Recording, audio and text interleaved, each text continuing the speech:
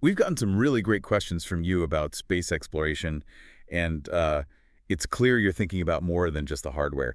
So this deep dive, we're really zeroing in on the politics of it all. The forces behind why we're pushing outwards. Exactly. It's fascinating stuff. We'll touch on why nations are involved, the big private players jumping in, um, legal stuff, even potential future space governments. It's a lot. It really is. And it's crucial to remember that pretty much everything happening up there, every mission, every satellite, it has political roots down here. It's not just science for science's sake, then. Rarely just that. No, it's often an extension of politics, of power dynamics on Earth. Okay, let's start there then.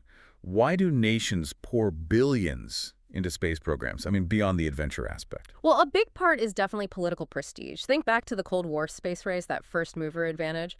It signals technological strength, national capability. Still relevant today. Oh, absolutely. Maybe even more complex now.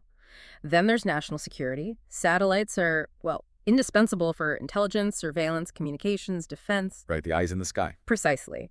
And don't forget technological advancement. Space programs push innovation, and those breakthroughs often spill over into other industries, benefiting the economy. It's a strategic investment. So it sounds like competition is still a major factor, even if it looks a bit different from the U.S.-Soviet race. Definitely. The competition is still fierce, maybe just involving more players now, achieving milestones, being seen as a leader in space that translates to global influence. And now we have these huge private companies like SpaceX, Blue Origin. Mhm. How are they changing this political picture? That seems like a massive shift. It's a fundamental shift, yeah. When you introduce the profit motive, the dynamics change entirely from purely state-run programs. No, so.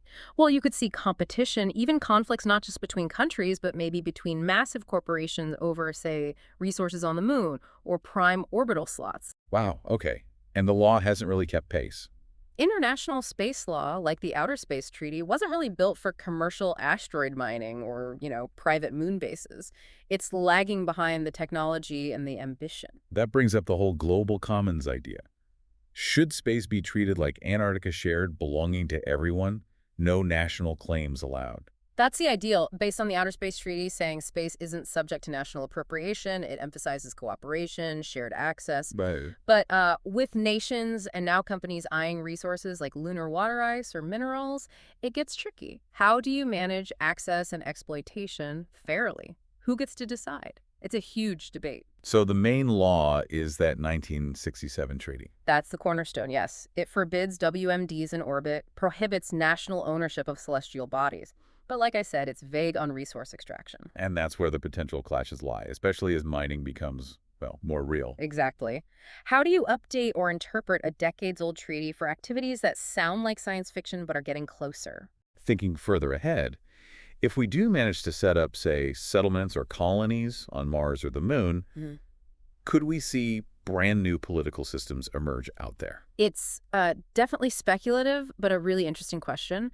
The extreme conditions, the isolation, the dependence on technology, it could force the creation of novel social and political structures. Yeah. Or maybe just modified Earth systems. We also can't ignore the military angle back here on Earth. Right. Satellites are key. Absolutely critical. Modern warfare, intelligence gathering, secure communications, even navigation like GPS, it all relies heavily on space assets. It makes space a vital strategic domain. And with all this potential expansion, what about the ethics? Are we thinking about that enough? There are huge ethical considerations. Planetary protection is a big one, basically. Trying not to contaminate Mars or other bodies with Earth microbes, and vice versa. Protecting potential alien life, or just the environment itself? Both, really. Plus, questions about who benefits from space resources, the impact on pristine environments. It's a long list. So pulling it together, this next phase of space exploration, is it going to be mainly nations competing again? Or corporations driving things for profit? Or both? I think it's almost certainly going to be a mix, a hybrid. Nations will pursue their strategic goals, prestige, security, but private companies, driven by economics, might be the ones actually, building the infrastructure, abstracting the resources. So the interplay between them will be key. Absolutely. That dynamic will shape the next 50 years in space. Right. So it's clear our earthly politics, our competition, our economics, they don't stop at the atmosphere. They're driving why we go, who goes, how we manage it, and all the tough questions that come with it. Precisely. From motivations and rivalries to the rise of companies, the legal gaps, the ethical minefields, it's all interconnected. Which leaves a big question for you listening in. Yeah, considering this complex web of national interests, corporate ambitions, technological leaps, and ethical duties, how do we as humanity strike the right balance?